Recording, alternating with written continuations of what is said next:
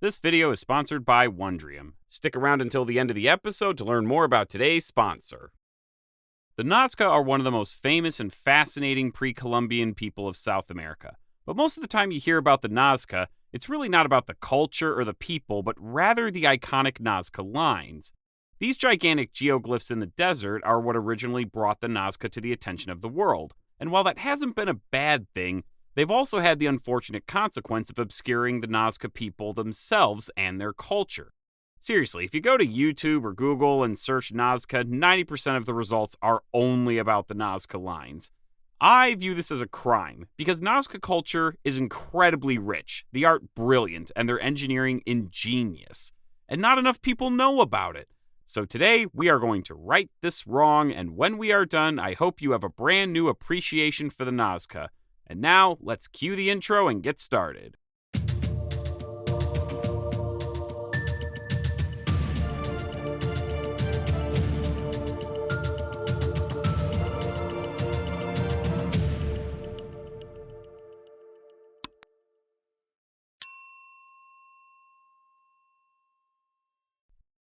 The Nazca were products of their environment, the harsh coastal desert of southern Peru. The core of the Nazca area was the Rio Grande de Nazca Basin, where water is in short supply. Total rainfall here averages around 5 milliliters per year, which is less than 0.17 fluid ounces. This is one of the driest deserts in the world. Rains are absent on the coast thanks to the Humboldt Current and the Andes preventing any moisture advection from the ocean. However, of all the precipitation that comes down from the mountains, only 15 to 25% of that stays on the surface. Why is that? Evaporation and infiltration, my dear Watson. I assume you're all familiar with evaporation, but you're probably less familiar with infiltration. This is when water enters the soil and runs underground. This is very prevalent in the Rio Grande Basin due to the nature of the soils. In fact, most of the rivers that drain into the basin are usually dry for long periods of the year. Now that we've set the stage, let's introduce the characters. The earliest settlements in the Nazca Basin, as well as the Palpa Basin, date back to between 5000 and 3000 BCE. These early settlements are very simple and sparse, but near the end of the first millennium BCE, some important outside influences would accelerate change. In the nearby Ica Valley, the site of Cayango stands out as a large early site that covers nearly 90 hectares and dates to the latter half of the first millennium BCE. Now, this is not a Nazca site, it's a late Paracas site. So, who are the Paracas and why do we care about them in this episode? The Paracas culture thrived on the coast of Peru, particularly around the Paracas Peninsula, hence the name. The Paracas are most famous for their art and their mummies, and you can already see some similarities in style between their art and that of the Nazca. But what is a Paracas site doing so far from the Paracas heartland on the coast? It's believed that the Cayango site and other late Paracas settlements show that people of the Paracas culture were migrating from the coast up into the Sierra to the south.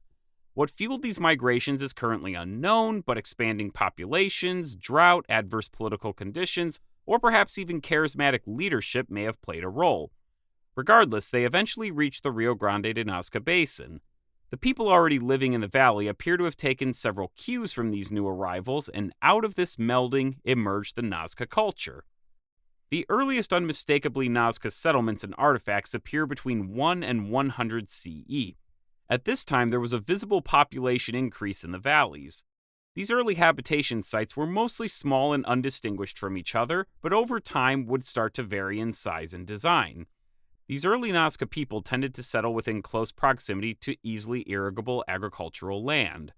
Although no agricultural infrastructure has been found from these early times, it's reasonable to assume that some type of system must have existed to aid in agriculture. It's possible that these simply haven't been located or were reused or destroyed by later peoples. Farming here would not have been easy, and these conditions could have promoted competition for water resources or cooperation between these small communities in the valleys. Later, when the Nazca population starts to increase and spread out further, there will be some incredible agricultural adaptations to the desert. Nevertheless, the Nazca still grew an impressive array of crops such as maize, manioc, beans, peanuts, peppers, squashes, and sweet potatoes. On top of these, there were utilitarian crops like bottle gourds, wingleaf soapberry, and cotton. Of these, maize was the most important, not just for food, but for the production of chicha, a type of maize-based alcohol. Like many other cultures across North and South America, they grew maize with beans and legumes to keep the soil nitrated and to provide a support for the beans. Fruits such as lucuma, apple guava, guabiroba, and cansaboca were also cultivated. Supplementing this diet was also meat from guinea pigs, camelids, and dogs. During this time, we see the first distinctly Nazca-style pots, but we'll discuss those in more detail later. This period of Nazca culture from roughly 1 CE to 450 CE is referred to as Early Nazca, and one site really defines this period, the site of Cahuachi. Cahuachi originally began as a small Nazca site, but quickly grew into an impressive site of 150 hectares. The dozens of adobe-topped mounds make it stand out from other Nazca settlements. Now, these mounds aren't technically mounds, but actually just natural hills that have been modified to take a smoother shape.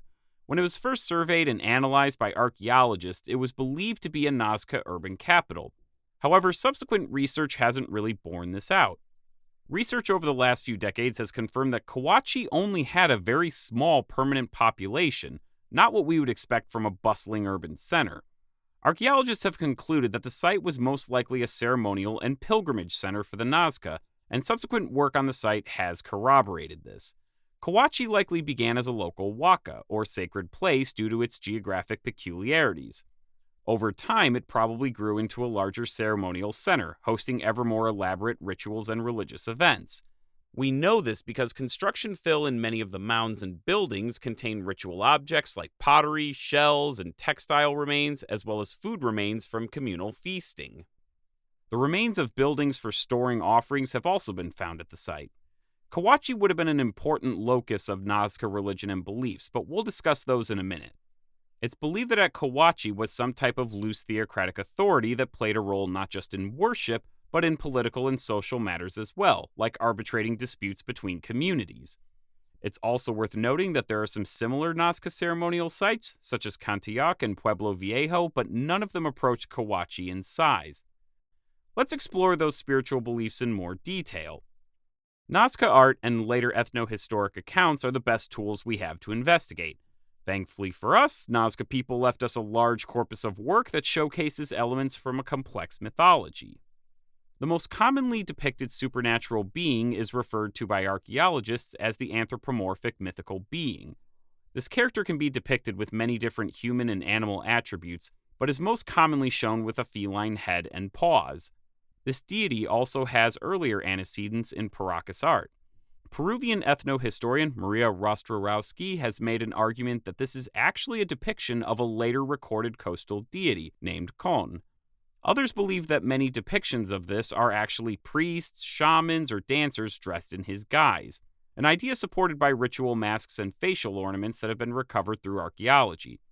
The anthropomorphic mythical being is commonly shown with weapons, a cloak, and trophy heads, although these features change over time. Another important figure in Nazca mythology is the mythical killer whale. Like our previous deity, it also has Paracas antecedents, but it really takes off with the Nazca. The mythical killer whale is usually portrayed with an open mouth full of teeth, as well as human hands, often holding a knife or a trophy head. Some have theorized that he may have been a water god that controlled the water cycle between the rains, rivers, and coast. Other important deities include the horrible bird, the spotted cat, and the serpentine creature. Many of these deities are also accompanied by images of plants, which suggests that they played a role in rites of agricultural fertility, and this seems to have been a large concern for Nazca spirituality. Managing such rites and ceremonies would have been priests and shamans. Paraphernalia such as ritual textiles, gold ornaments, fine pottery, and musical instruments have survived to show us that these would have been very elaborate. We also know that the Nazca were using San Pedro cactus to induce spiritual experiences, likely to commune with the supernatural world. At Cahuachi, sacrifices of pottery, llamas, guinea pigs, and people have been recovered, which show that sacrifices played an important role in Nazca religion. Just a quick tangent here.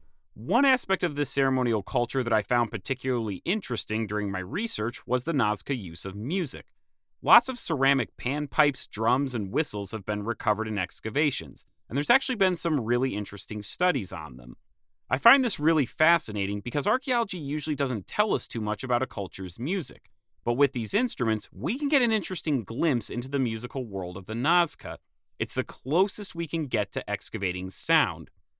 If these tell us anything, it's that the Nazca took their music very seriously.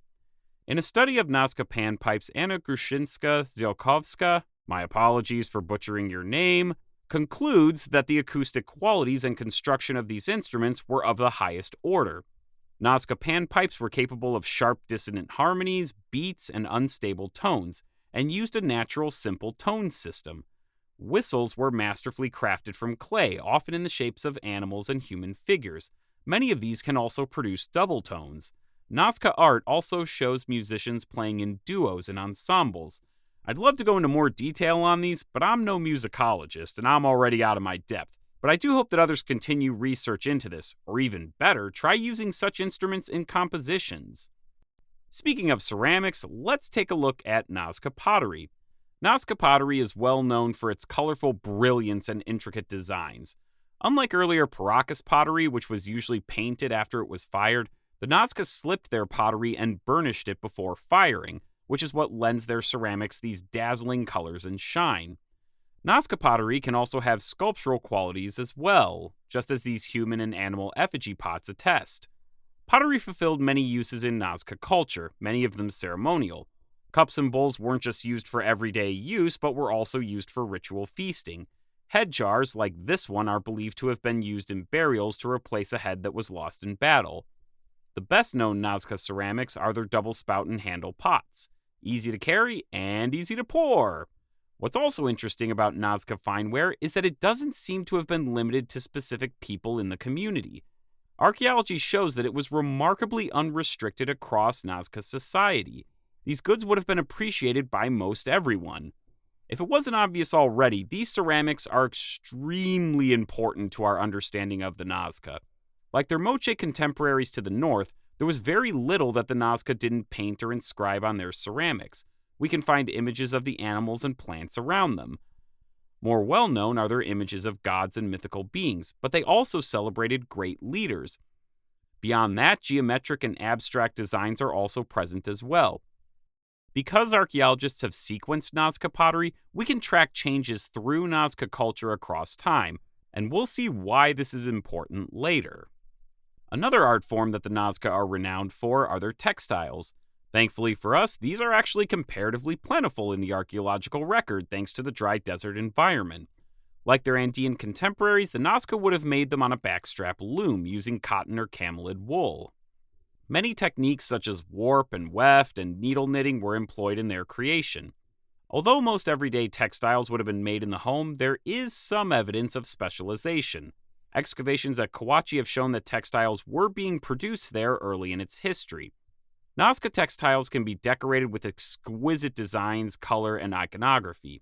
Many depict geometric designs, but others are decorated with figures of animals and people. Nazca textiles benefited from many natural dyes that were available locally. Now, beyond textiles, the Nazca also produced some stone sculpture and gourd carvings. Although not technically as sophisticated as their peers, gold was also used as a crafting material, usually in the form of head ornaments for ceremonies. Overall, very little personal jewelry or personal adornment was made by the Nazca. Spondylus, which was a coveted trade item and crafting material among other coastal Peruvian peoples, is very rare among the Nazca. However, the most famous creations from the early Nazca period are the Nazca Lines, so let's turn our attention there. The lines themselves are not too difficult to create. If you look at the desert landscape, you can see that it's covered by a thin layer of gravel and pebbles over a yellowish-brown soil. All that was needed to create a line was to clear those stones and expose the soil beneath. This created a visible path that could be directed in a line or a shape. Using wooden stakes and some planning, they could create intricate designs with their lines. Because of the clay content in the soil and the air humidity, a thin crust eventually developed over the exposed soil, which protected them from wind erosion. Pretty straightforward and not exactly rocket science, although these still would have required organization and coordination. Anyone who's ever endured the stress of organizing a family reunion can appreciate the difficulties of getting your friends and relatives to get anything done together.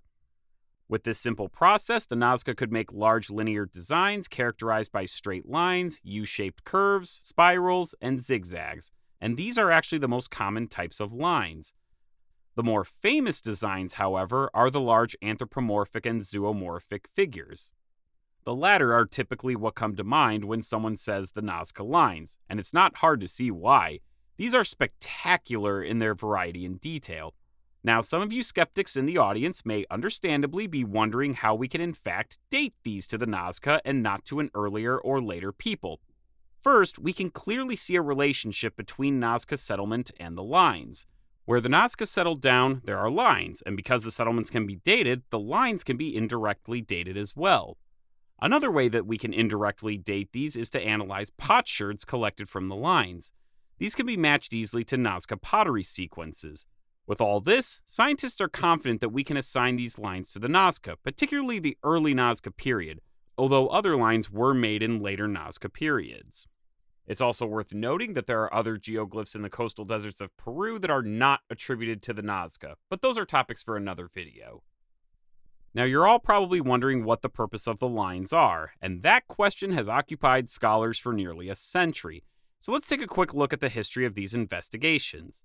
The first explanation of the lines was put forth by famous Peruvian archaeologist Julio Teo, who some of you might remember from our Chavin episode, and Maya Cespa.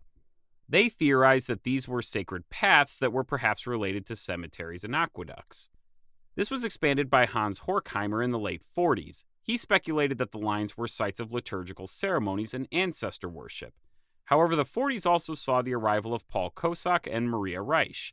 Kosak analyzed the lines from an astronomical perspective and came to the conclusion that the vast networks of lines acted as a great astronomical calendar that charted the stars and that the zoomorphic figures represented constellations.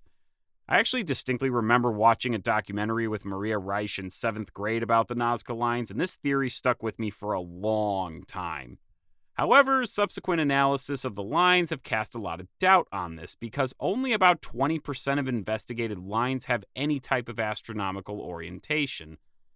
More recently, other scholars, notably Clive Ruggles and Anthony Aveni, have dusted off some of those older theories about the lines being ceremonial paths, and have pointed out similarities between Nazca lines that converge on a radial point with the later Inca seque system. For those who are unfamiliar with the seques, they were ritual pathways or lines that connected the Coricancha in Cuzco to various huacas throughout the empire. Many have also pointed out possible alignments with sacred mountains or huacas. Helene Silverman has argued that the lines and Pampa itself represented a sacred space, and that many of the lines may have been pilgrimage paths to specific spots, such as Cahuachi. Another interesting recent theory, first submitted by David Johnson, is that many of the lines follow underground water sources. While some lines do indeed go in the same direction as these underground water sources, subsequent investigations have not demonstrated a significant correlation between these aquifers and the lines. Now, in analyzing these theories, it's important to point out that there's no discernible grand design to the lines. Many of the lines haphazardly cross each other or blot earlier lines out completely. Perhaps the lines had multiple or evolving functions rather than just a single one. One thing that is typically agreed upon is that the process of creating these lines was likely an important communal event for the Nazca that would have brought people together. Before we depart the lines, though, I do want to take a moment to address one famous conspiracy theory about the Nazca Lines from none other than noted author and researcher Erich von Däniken, the man best known for popularizing the idea of ancient alien encounters. He's basically the OG Ancient Aliens guy. Anyways, in Chariots of the Gods, von Däniken proposed that the lines were created as landing fields for extraterrestrial spaceships. Why alien visitors who have mastered interstellar space travel needed lines in the sand to guide them to a safe landing is a bit strange to me. It's like requesting a smoke signal when you have a perfectly good GPS. More importantly and obvious, however, is that there's no evidence that spacecraft have ever landed or taken off from the Nazca Valley. I've also seen other people point to Nazca skulls that have been intentionally deformed as proof of alien contact. The truth is that the Nazca, like many other people across North and South America, practiced cranial deformation, so you'll see long, narrow skulls in the archaeological record. No, they are not alien skulls, they are human. Scientific analysis has backed this up. Okay, enough aliens. Let's talk about the early Nazca collapse. After the early Nazca period around 450 CE, the Nazca underwent a collapse of sorts. During the next century, Nazca culture underwent a profound transformation before re-emerging completely reorganized. This intermediate period saw the abandonment of Cahuachi and the ceasing of almost all ritual activity there.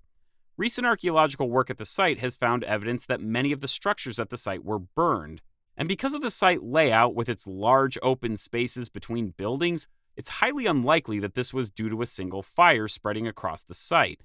The reason for this is uncertain, but it could indicate a ritual termination at the site. However, some speculate that this also could have been caused by a violent revolt. There's also evidence of earthquakes damaging the site, and perhaps these disasters ruined the credibility and power of the religious authorities at Cahuachi amidst worsening droughts. As the site diminished, it became a cemetery where people came to bury their dead. The causes of this collapse are still debated, and the usual suspects like political upheaval and drought are often suggested. Despite the speculation about its cause, its consequences are clear. By about 550 CE, Nazca society reorganized and recovered, but large settlements in the Ingenio, Grande, and Palpa valleys were completely abandoned, some of them never to be inhabited again. Also, people in the valleys began to cluster into larger settlements, as opposed to the smaller communities they had inhabited in the early period. With the demise of Cahuachi, the old religious order that had unified the Nazca broke down completely, and without this mediating influence, tensions likely rose. This resulted in a shift of political authority from religious elite to local chiefs. This is evidenced not just by the archaeology at Cahuachi, but by changes in Nazca pottery. Prior to this time, Nazca pottery had primarily depicted religious and supernatural imagery. After 550 CE, however, we see warriors and chiefs dominating the iconography on Nazca pottery. Portraiture pots appear more frequently in the archaeological record. Tombs become increasingly stratified, and we begin to see elaborate burials, which suggests that certain people in society were amassing more and more personal power and authority. This was an age of big, important men, and warfare was rapidly assuming a new importance. Interestingly, during this time, the portrayal of women changed as well. For the first time, women were depicted in a nude, voluptuous form, likely as part of a growing concern with fertility. Iconographic changes also extend to religious and spiritual imagery. In fact, Nazca mythology seems to be different from the earlier period. New mythical beings that are referred to as the Harvester, the Jagged Staff God, and the mythical monkey suddenly appear. Some of the previously depicted mythical creatures, like the serpentine creature and the spotted cat, disappear completely from Nazca pottery. The most interesting new figure who really stands out in this later period is the Hunter. He's usually depicted with a spear thrower and several spears along with one or multiple trophy heads. His arrival is a clear indication that warfare and headhunting were becoming increasingly prominent. Speaking of trophy heads, we should discuss this practice in more detail. Just as a word of warning, viewer discretion is advised for this section. If you want to skip, just go to the time mark shown on the screen. And with that out of the way, here we go. These heads aren't just shown in art, they actually appear in archaeology. These weren't just collected ad hoc and disposed of. Rather, they were prepared and mummified so that they could be preserved. They'll typically have their mouths sewn up and a rope through the head so that it can be carried, which would suggest that these didn't just sit idly on the shelf all the time. Now, to be clear, headhunting was practiced by the earlier Nazca. In fact, headhunting and trophy heads also appear in Paracas art, so by this time, it was a time-honored practice going back centuries. Recall the religious imagery we saw earlier. There were trophy heads everywhere. In particular, the anthropomorphic mythical being, the mythical killer whale, and the horrible bird are often depicted carrying trophy heads, and it's believed that these were symbols of death and rejuvenation. In the earlier Nazca period, trophy heads were typically associated with priests and deities, but by contrast, in later Nazca times, these were associated with warriors, seemingly as prizes or tokens of success. There's a lively debate about the source of heads in late Nazca times. Were trophy heads the result of war, or did warriors simply usurp the role that priests had had in earlier times? Others have even questioned whether these heads are even trophies at all. Some scholars, such as Sonia Guillen, point out that the Nazca took conscious steps during the preparation of these heads to preserve their facial features, and argues that these heads may represent hallowed ancestors.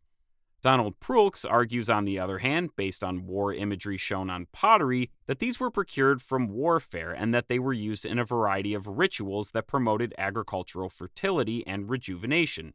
Forensic analysis appears to back this up. In one study, 85% of examined trophy heads were from young adult men, the typical warrior demographic. Although some of these skulls appear to have come from outside the Nazca area, or at least from non-Nazca people, most are consistent with skulls from the Nazca population. What would such warfare have looked like? Nazca settlements were not located for strategic military purposes, nor are any fortifications present, but battles and conflicts do appear sometimes in late Nazca art.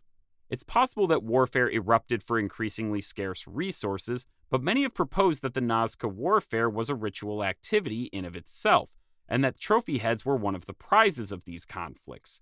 For those that have seen our Moche episode, this argument should sound familiar.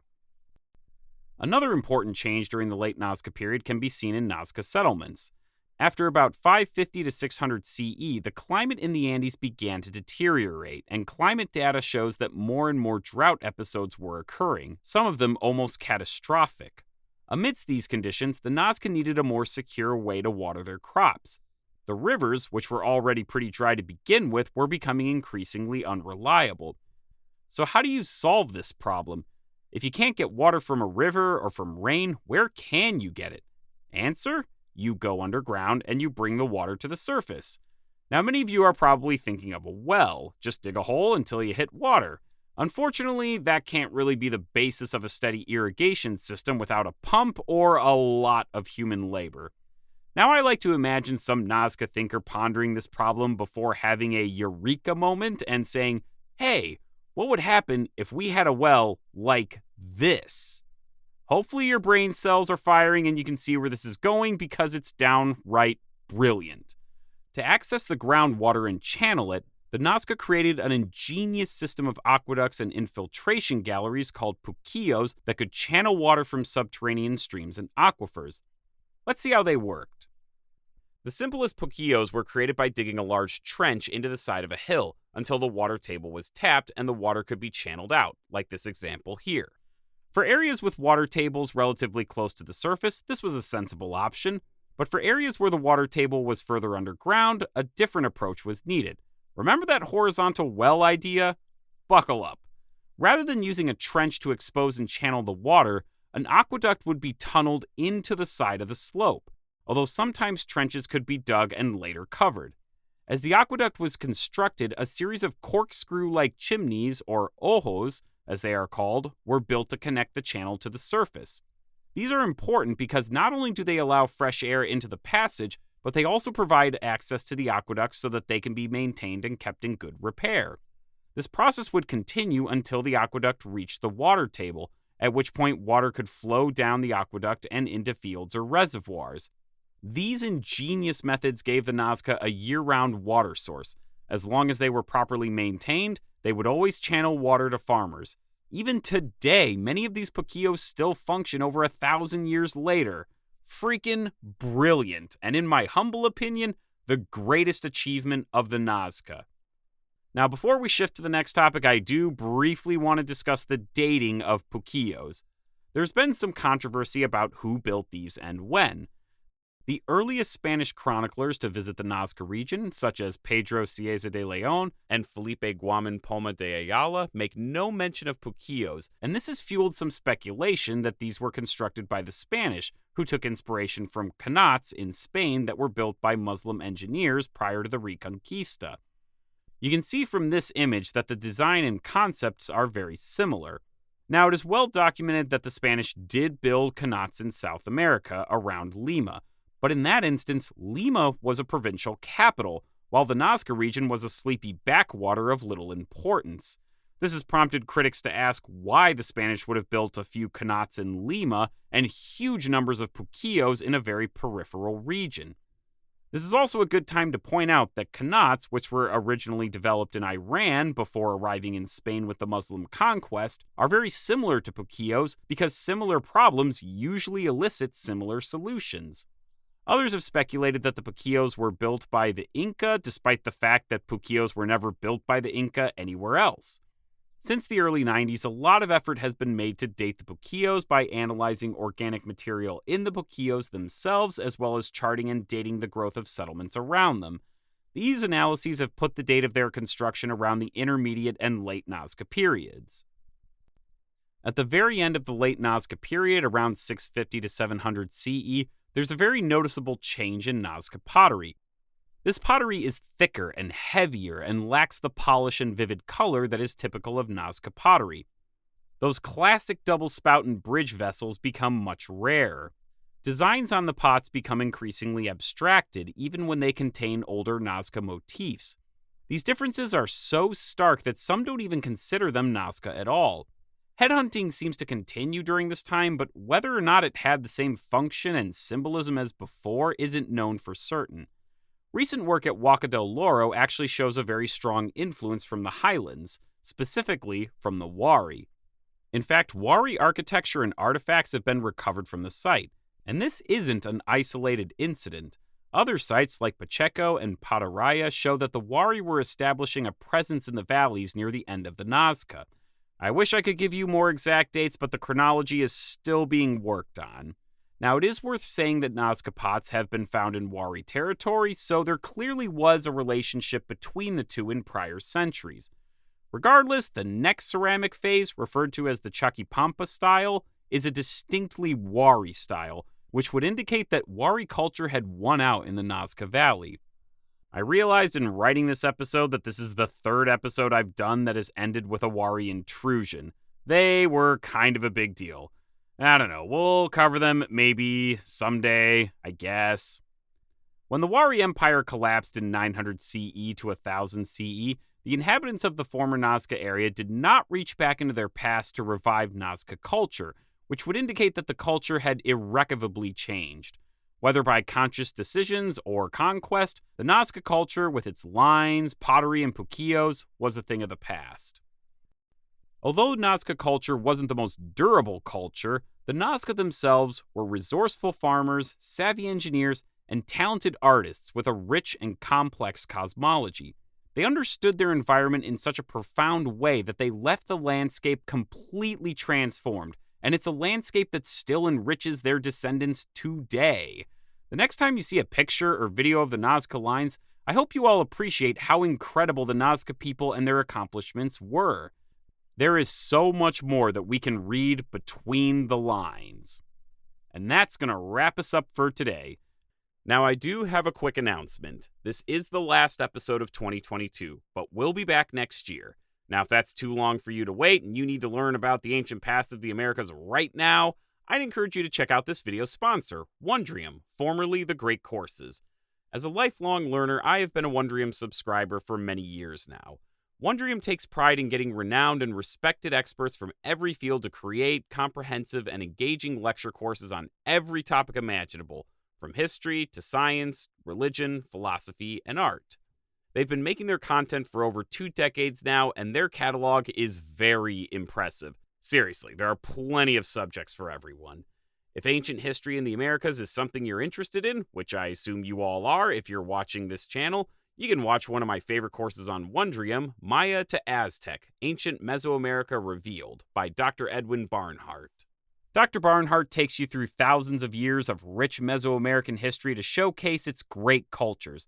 One of my favorite episodes focuses on one of the most important Mesoamerican artifacts, the Dresden Codex, and how it proves that the Maya figured out how to predict lunar eclipses and how to track the precession of the equinoxes.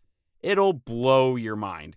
Dr. Barnhart even has a series on ancient cultures of South America with an episode on the Nazca, so if you really liked this episode and want to learn some more about the Nazca, give it a watch. And there's no better time to do this than now, because if you go to wondrium.com/ancientamericas, you can begin a free trial today. The link will also be in the description below. Thank you, Wondrium, for sponsoring this episode. And also, a big special thanks to my patrons listed here. You guys are the best. If you would like to join the ranks of these fine individuals and support the show, you can do so on Patreon. The link will be in the description. Don't forget to subscribe and follow us on Facebook. Take care, and we'll see you in 2023.